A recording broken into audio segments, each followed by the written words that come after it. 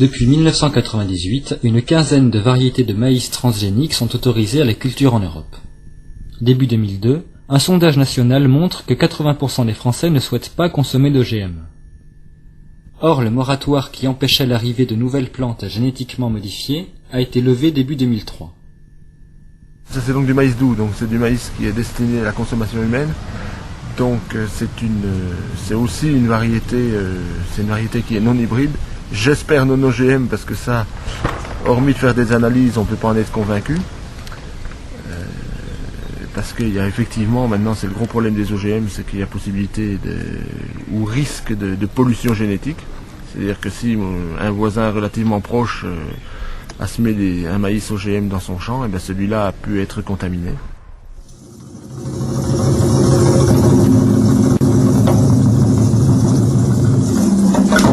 Par un judicieux système de droit de propriété intellectuelle sur les variétés végétales, puis sur les gènes, les sciences de la vie pourraient se transformer en sciences de la mort des paysans. Je pense qu'il faut se retourner vers le passé pour essayer de présenter les choses dans une perspective historique. De quoi les OGM sont-ils le produit? Au départ des OGM, on a la logique de privatisation du vivant.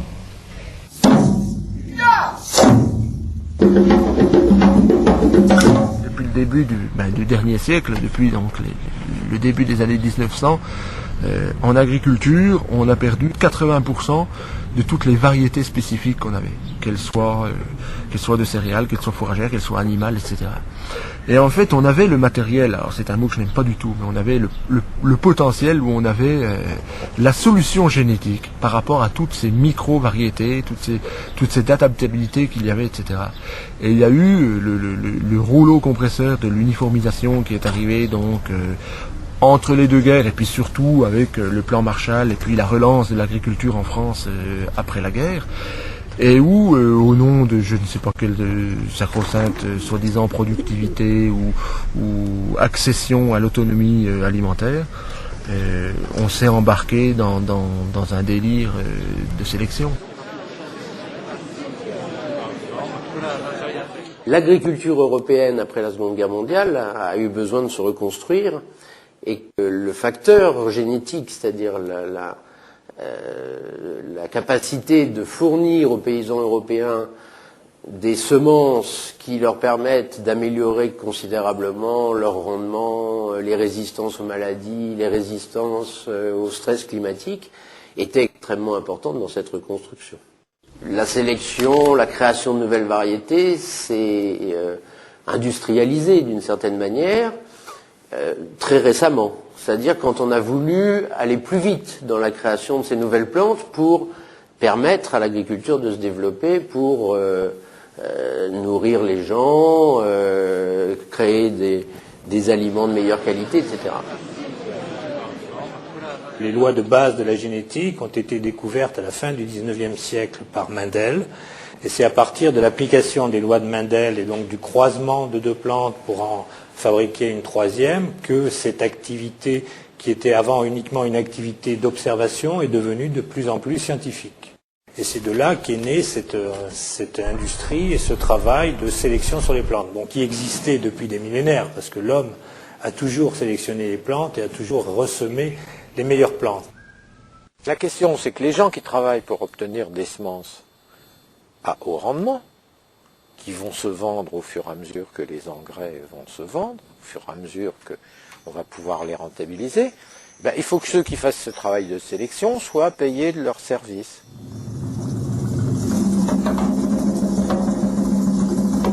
Il y a un système de propriété intellectuelle pour les plantes, pour les variétés végétales. Il faut ajouter tout de suite que c'est un système très récent, puisqu'en fait, au niveau international, il n'existait pas de propriété intellectuelle sur les plantes jusqu'en 1961. C'est important de le souligner parce que c'est sans doute un des derniers domaines dans lequel la création a bénéficié d'une protection. Bien avant ça, les auteurs les gens qui font de la musique ont bénéficié d'une protection, alors que c'est des activités qui sont beaucoup plus loin que l'activité de recherche variétale d'une activité de type industriel. L'ancien système des certificats d'obtention végétale, auquel adhèrent encore 42 pays, qui s'est développé en France, en Europe et tout un tas d'autres pays adhérents, c'était bien parce que, le travail du sélectionneur qui obtenait une nouvelle variété était rémunéré, mais l'accès aux ressources génétiques produites par l'évolution et produites par les paysans depuis 10 000 ans restait néanmoins entièrement libre. Puisque l'agriculteur a un rôle particulier dans cette histoire, et puisque aussi un certain nombre de plantes peuvent être ressemées tout de suite après la récolte, eh ben, on va, dans certaines conditions, laisser la possibilité aux agriculteurs de ressemer leur récolte. C'est ce qu'on appelle le privilège de l'agriculteur. Au jour d'aujourd'hui, je crois qu'il faudrait faire repasser le message qui a été celui de milliers de générations de paysans, que une récolte, c'est une semence. Il n'y a aucune différence entre une semence et une récolte. Et il n'y a pas de différence non plus entre une récolte et une semence. Pour le semencier, le gain était relativement faible parce qu'il se rendait bien compte que, eh bien, si le paysan pouvait le ressemer, il ne rachèterait pas un nouveau sac l'année suivante. Et donc ça posait un problème.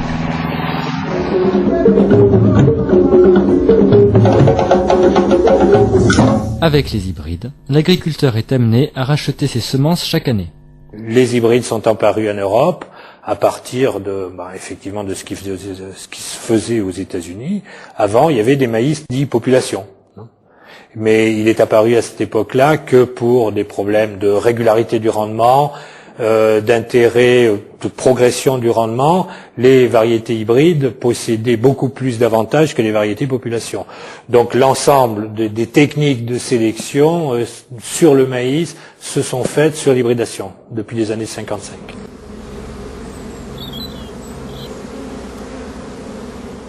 Donc là, vous avez affaire à du maïs qui est un maïs hybride. Bien entendu, nous, en tant que producteurs de maïs, on travaille qu'avec des maïs hybrides, puisque le maïs, on ne peut pas ressemer notre maïs. Étant donné qu'il est issu de maïs hybride, c'est la loi de Mendel qui s'applique. On aurait des maïs, des petits maïs, des jolis, des moins bons. C'est quoi un hybride? C'est simplement le résultat de la sélection de deux lignées pures très performantes.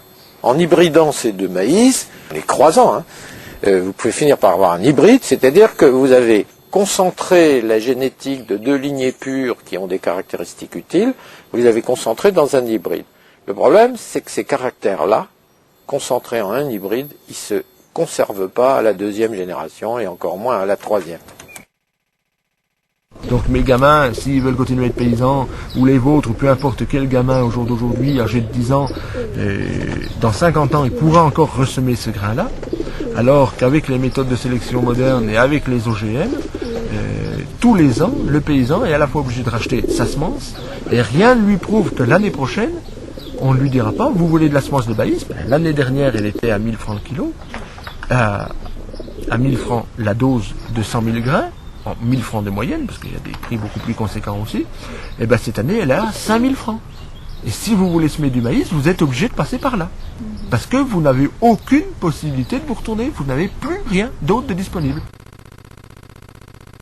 Et au niveau des pays du Nord, aujourd'hui, le système est quasiment bouclé, puisque 5 ou 6 firmes détiennent la quasi-totalité des semences les plus utilisées sur la planète. Monsanto aujourd'hui détient près de 80% des variétés de maïs sur la planète. Et donc il y a eu tout un discours qui a été mis en place pour dire que grâce à l'hybridation, eh bien on avait une amélioration qu'on ne pouvait pas avoir par la voie de la sélection sexuée normale et par les autres formes de sélection. Et donc on a mis en avant, pour une plante qui s'appelle le maïs, la logique de l'hybridation. Alors, de ce fait, les sélectionneurs, pratiquement, ont le monopole non seulement de la vente de leurs semences nouvelles, mais ils ont le monopole de ça. production.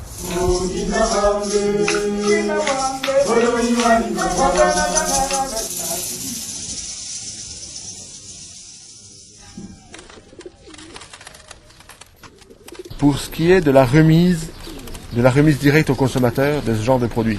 Donc on va semer un grain de maïs. Si les conditions sont favorables, il y a de fortes chances qu'on récolte une panouille, sinon 2 panouilles, parce que c'est des variétés qui arrivent à donner deux épis par plant de maïs. Donc la question se pose de l'emmener au marché et de le donner au consommateur, de le remettre au consommateur. Alors légalement c'est interdit, pour la bonne et simple raison qu'aujourd'hui en France, pour pouvoir mettre sur le marché une variété potagère, végétale, enfin à peu près quelle qu'elle soit, surtout au niveau des potagères, il faut qu'elle soit ce qu'on appelle inscrite au registre des variétés. Donc le registre des variétés, c'est le groupement national interprofessionnel des semences qui le gère, le GNIS. Et comme cette variété n'est pas inscrite au catalogue, légalement, je n'ai pas le droit de la vendre. Parce que, au nom de la sacro-sainte traçabilité et du sacro-saint délire hygiéniste qui nous gouverne, on ne sait jamais, ce maïs-là qui a nourri les Indiens pendant sans doute quelques milliers d'années, pourrait très bien empoisonner le petit français moyen. Donc il est potentiellement très très dangereux, beaucoup plus qu'un OGM dont on ne sait pas du tout ce qu'il y a dans le ventre. Et donc légalement, je le répète, je n'ai pas le droit de le vendre. Il n'y a plus au catalogue français de variétés de maïs autres que les maïs hybrides, oui, c'est exact. Tous les maïs sont hybrides, commercialisés en France sont hybrides. Le choix de l'agriculteur se restreint de plus en plus, puisque au catalogue qui détermine ce que l'agriculteur a le droit de cultiver ou de ne pas cultiver, sont inscrites de plus en plus des variétés transgéniques, pendant que les variétés non transgéniques sont purement et simplement supprimées du catalogue. Donc un jour ou l'autre, du fait de cette politique de l'État, du rôle de l'État qui coiffe et qui organise cette politique, l'agriculteur n'aura plus le choix, contrairement à ce que vous dites. Et on est tout à fait dans cette voie-là.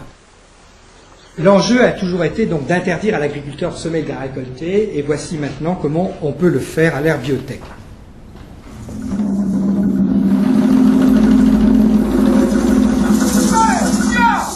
Avec la loi américaine des brevets sur les êtres vivants, l'agriculteur n'a pas le droit de ressemer sa récolte.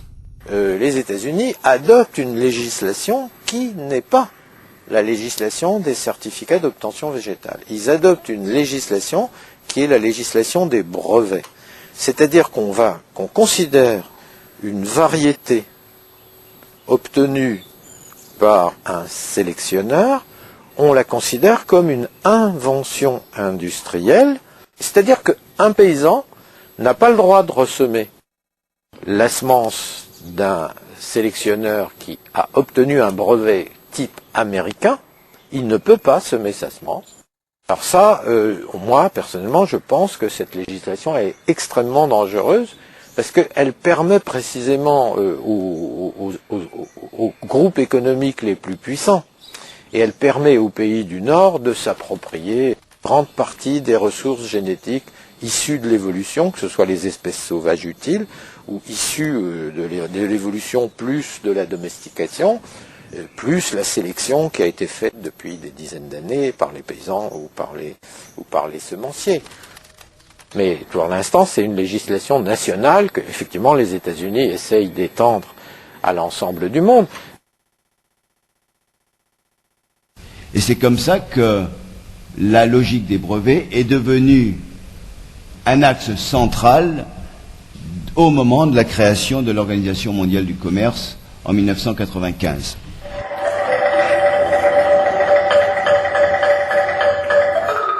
Les pays membres de l'Organisation mondiale du commerce ont décidé, au moment de la dernière grande réunion, les accords de Marrakech, en 1992, que dans le cadre du développement des échanges commerciaux au niveau mondial, il était important que les pays membres de l'Organisation mondiale se donnent une réglementation qui introduise des droits de propriété intellectuelle sur les plantes.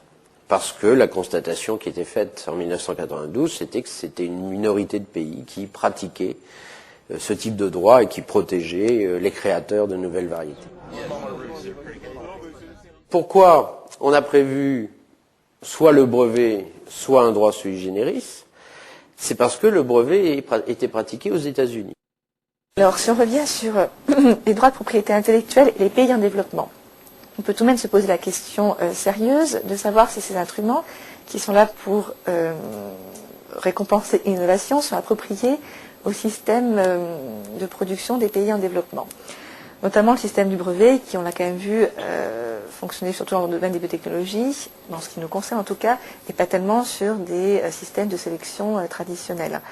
Donc là, on peut quand même se poser la question légitime de savoir si réellement, dans ces pays en développement, il y aura une production nationale d'innovation qui justifie la mise en place des droits de propriété intellectuelle, ou si ces droits de propriété intellectuelle ne sont pas juste un outil qui servira aux firmes ou inventeurs étrangers qui souhaitent développer leurs innovations dans ce pays en développement.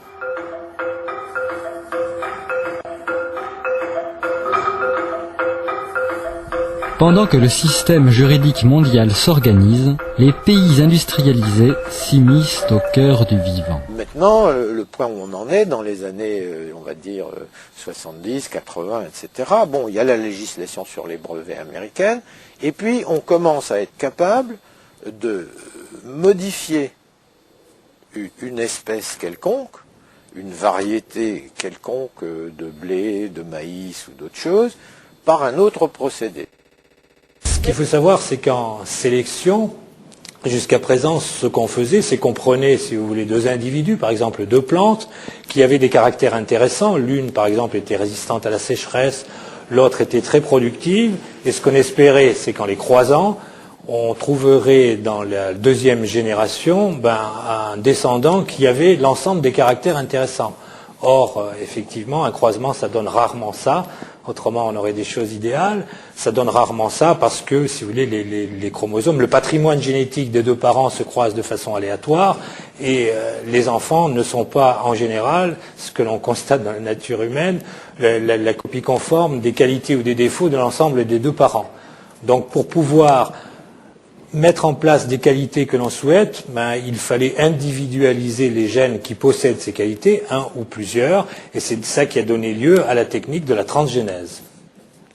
Donc, qui est une façon, effectivement, de travailler plus finement pour mettre dans un organisme vivant un caractère bien déterminé qui n'existait pas dans cet organisme vivant et qui vient d'ailleurs. Quand on transfère un gène de résistance à un insecte, on sait qu'en mettant ce gène dans la cellule de l'individu, la plante qui contient ce gène va être résistante à cet insecte. Bon, quand on nous donne l'argument, quand les défenseurs ou les pro-EGM nous disent on continue à faire ce qu'a fait l'homme depuis 10 000 ans, c'est d'améliorer la qualité des plantes ou des animaux, le problème c'est que l'homme n'a jamais joué au niveau d'aujourd'hui, l'apprenti sorcier comme on le fait, et à franchir la barrière des espèces, puisque bon, il y a Apothécaire qui a écrit un bouquin qu'il a appelé, si je me rappelle bien, c'est Du poisson dans les fraises, où pour que les fraises résistent au gel, on leur a inséré un gène de saumon qui résiste aux basses températures sous la banquise, etc. Mais tout est fait comme ça. Je ne sais plus dans quelle plante on a inséré un gène de scorpion, dans les pommes de terre un gène de méduse, de façon à ce qu'elles deviennent phosphorescentes quand elles ont soif. Enfin, je veux dire, là on joue au-delà du côté éthique, philosophique, ésotérique et tout ce qu'on veut, spirituel. Moi, bon, il y a vraiment quelque chose qui m'échappe et qui, à mon avis, n'est pas du tout une évolution dans le bon sens. Alors, ce qu'il faut savoir, c'est que les OGM, effectivement, c'est une toute autre approche pour obtenir des espèces que l'on considère comme améliorées. Je dis bien que l'on considère, parce que, bon, vous savez qu'il y a une polémique.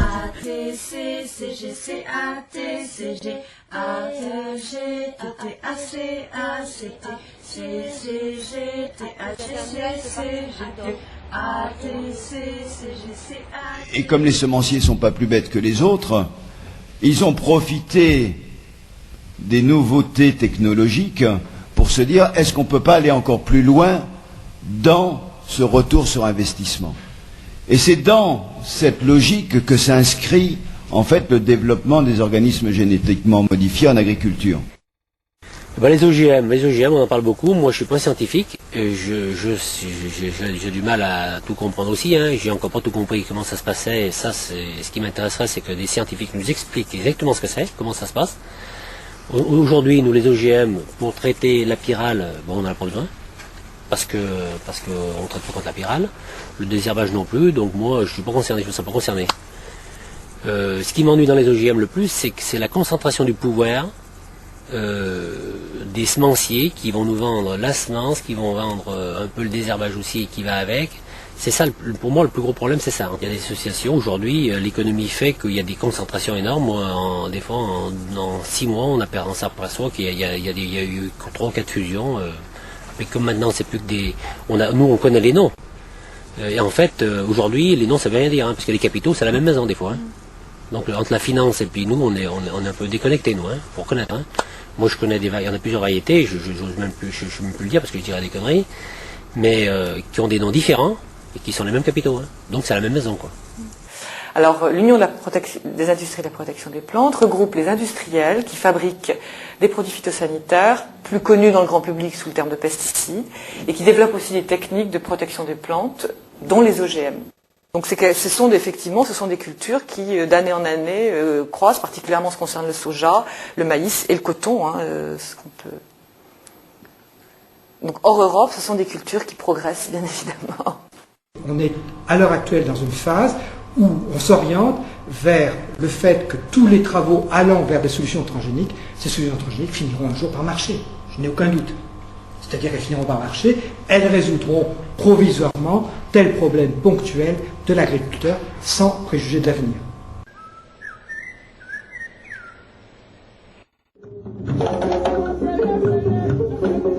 La législation s'étend à l'infiniment petit. Loi du profit contre loi de la vie. L'Europe a fait passer une directive qui s'appelle la directive 98/44 qui admet pour la première fois en Europe les brevets sur les êtres vivants et en particulier sur les plantes et sur les animaux génétiquement modifiés et même sur les micro-organismes génétiquement modifiés. Donc cette directive, elle fait simplement mention du fait que tout rentre dans le champ des brevets, y compris le domaine du vivant, y compris les séquences d'ADN. Et donc elle explique un petit peu toute la jurisprudence qui est préexistée à cette directive, qui est qu'une fois qu'on a isolé les séquences d'ADN du milieu naturel dans lequel elles préexistaient, il y a bien invention puisqu'on a pu lire des informations qui avant n'étaient pas lisibles à l'œil nu, j'ai envie de dire. Vous allez dans votre jardin, regardez vos plantes, vous n'avez pas pour autant le génome séquencé devant vous. Je crains malheureusement que la France vote la loi de ratification, même si notre ministre actuel de la Santé avait manifesté à l'époque son opposition, je ne suis pas sûre qu'au sein du gouvernement il pourra maintenir cette position-là. Je le souhaite vivement. L'avenir nous dira si c'est possible ou pas.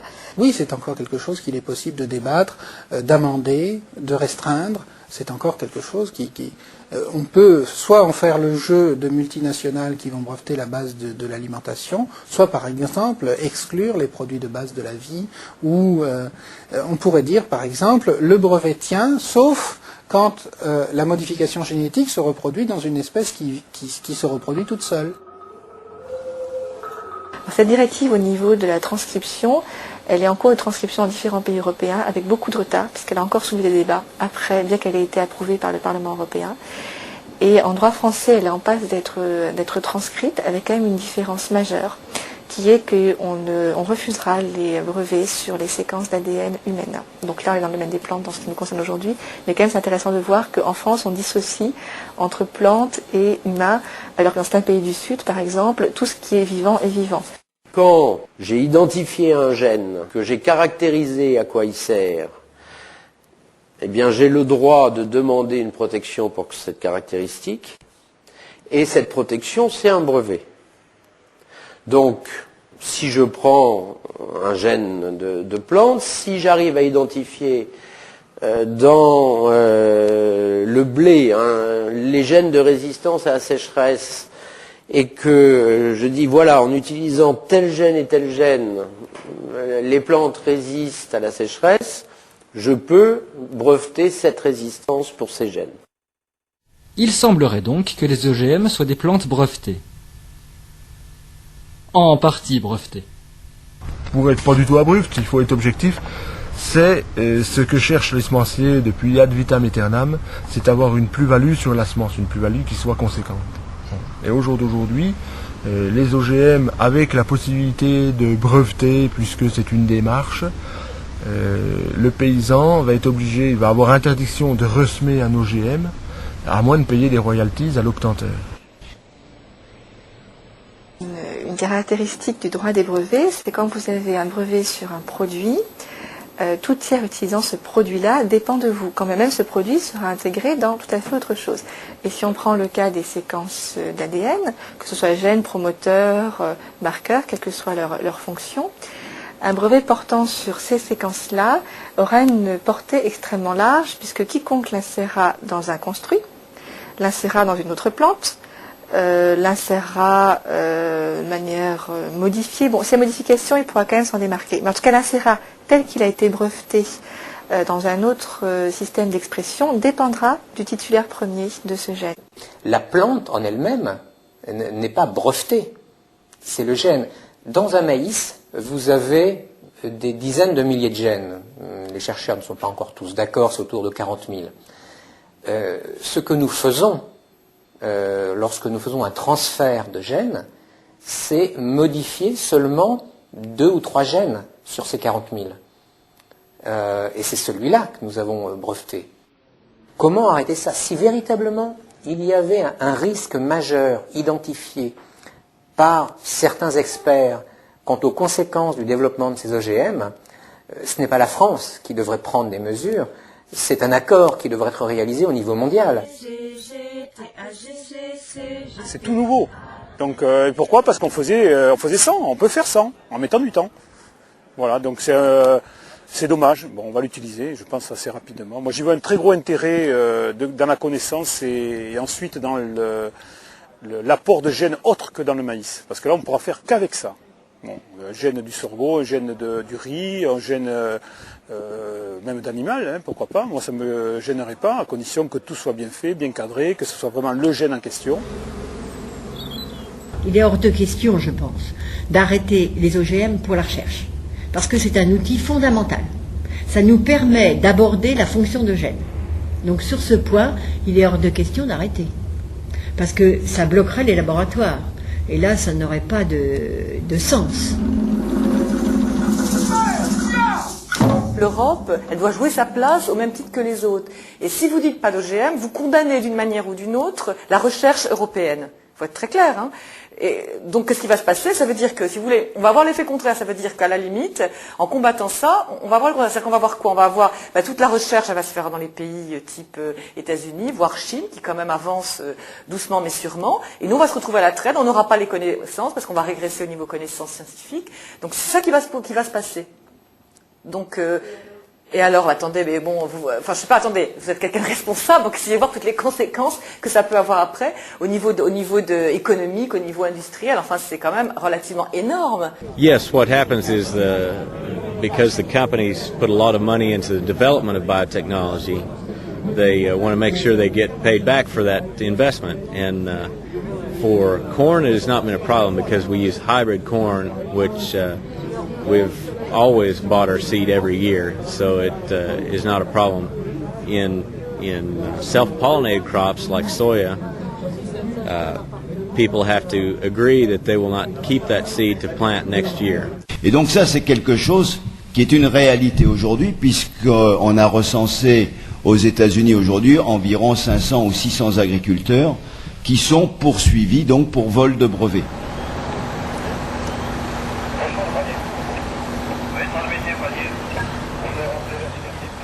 Maintenant, après, il faut vraiment être conscient d'une chose, et là c'est vraiment important, c'est qu'il y a un effet de bluff, comme pour tout. Hein. Dans le droit international, c'est assez frappant, dans tous les domaines que ce soit, et donc il se peut que des industriels arrivent avec des moyens colossaux, des voitures Mercedes, avec des lettres d'injonction extrêmement sévères. C'est devenu la grande mode, maintenant vous envoyez des lettres d'injonction à tout le monde disant « vous êtes contrefacteur de mes droits, vous devez payer tant ». Et c'est là qu'on se laisser impressionner par toutes ces menaces qui parfois ne sont pas fondées. Hein. Et bien souvent, qui sont fondées sur des brevets qui sont relativement fragiles, qui seraient faciles d'annuler. Et c'est pour ça qu'entre entreprises elles-mêmes, entre grandes transnationales, il y a très peu de contentieux en termes de brevets. Pourquoi? Parce qu'on sait très bien qu'un contentieux est extrêmement dangereux pour le titulaire du brevet, puisqu'il risque de se faire attaquer sur la validité de son brevet, donc de se voir annuler son brevet, ce qui pour lui est extrêmement dangereux. Donc en fait, ce qui est souvent procédé dans le monde des entreprises, ce sont des fusions et des accords à l'amiable entre les industriels, disant moi je ne t'attaque pas sur ce brevet-là, tu ne m'attaques pas sur celui-ci. Alors évidemment, entre protagonistes et acteurs du même poids, les arrangements et l'amiable sont possibles. Et là, la difficulté est grande, c'est entre protagonismes de taille et de force différentes. Là, par contre, il y a un réel enjeu. Et le droit permet de défendre ses agriculteurs, mais le problème, c'est qu'ils n'ont pas forcément les moyens financiers, les moyens d'appui juridique, les moyens d'expertise pour être défendus. Et là, il y a un enjeu réel, qui est un enjeu de société générale à toutes les dispositions juridiques. Voilà. Il n'y aurait pas de brevet, il n'y aurait pas d'OGM. Peut-être, mais c'est vrai que on est, comment dire, j'aurais tendance à dire, je vais reprendre mon exemple de tout à l'heure, aujourd'hui, il n'y aurait pas de droit d'auteur, il n'y aurait peut-être pas de chanteur.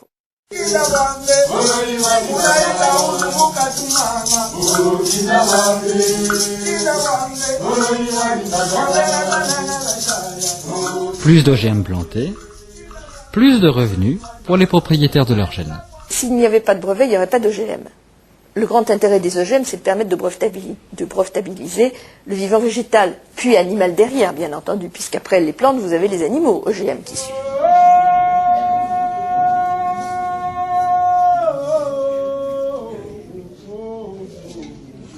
Je pense que les OGM utilisés pour, je dirais, les hommes, eh bien, doivent être en nombre limité.